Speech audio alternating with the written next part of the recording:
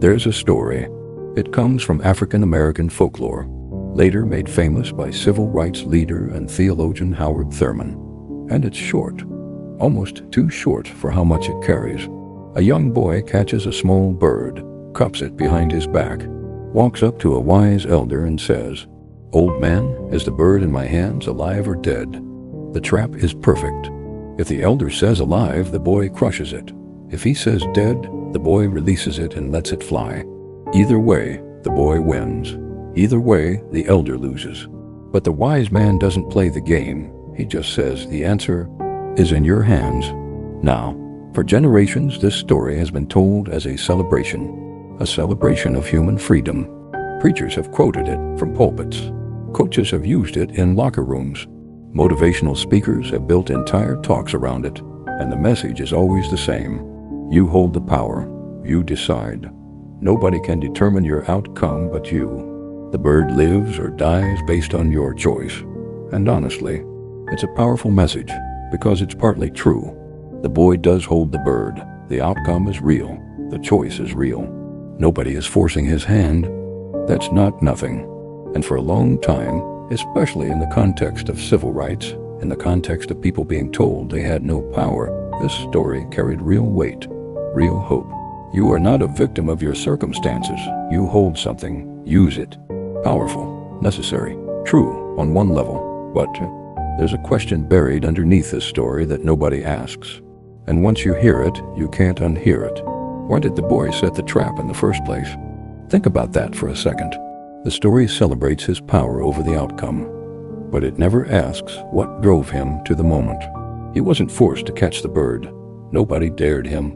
Nobody put him up to it. He chose, seemingly freely, to catch the bird, plan the trick, and march up to the elder looking for a win. So the real question isn't what he does with the bird. The real question is, why does he need to win so badly? Why does he need to prove the elder wrong so badly? Maybe he wants to feel clever. Maybe he's been overlooked one too many times. Maybe he resents the elder's reputation and wants to tear it down. Maybe in a world where he feels powerless, this is the one moment where he finally feels in control of something. We don't know, but something drove him here. And whatever it is, he didn't choose it. He didn't sit down one morning and decide, I think I'll need to prove myself today. He didn't select his wounds from a menu. He didn't design the emotional wiring that made this particular trap feel so satisfying to set. All of that was already there, waiting, before he ever found the bird. That's what this story is really about. Yes, the bird is in his hands, but his hands are in something else's hands. His choices follow his desires. His desires follow his wounds. His wounds follow his history. And his history goes all the way back to things that happened before he could speak, before he could decide, before he even knew what a choice was.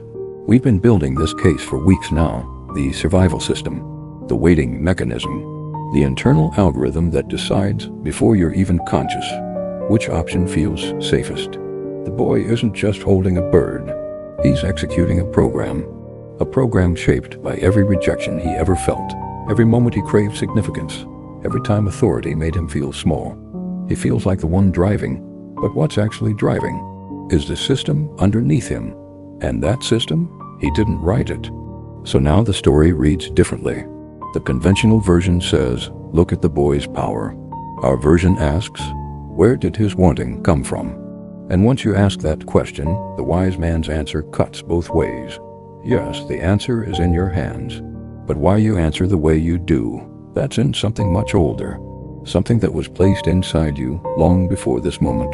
The boy thinks he's the one holding something, but maybe the deeper truth is this.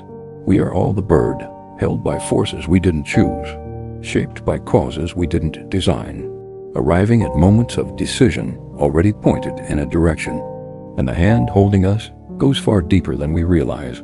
The next time you feel certain you chose freely, ask yourself, why did I want what I wanted? Where did that weight come from? Who put the bird in my hands in the first place? Because the wise man never answered the question about the bird. He answered a question about the boy. And now that question belongs to you. If this cracked something open for you, like the video, drop a comment. I read every single one. Share it with someone who needs to ask better questions. And if you haven't subscribed yet, now is the time, because we're just getting started, and the next one goes even deeper. See you there.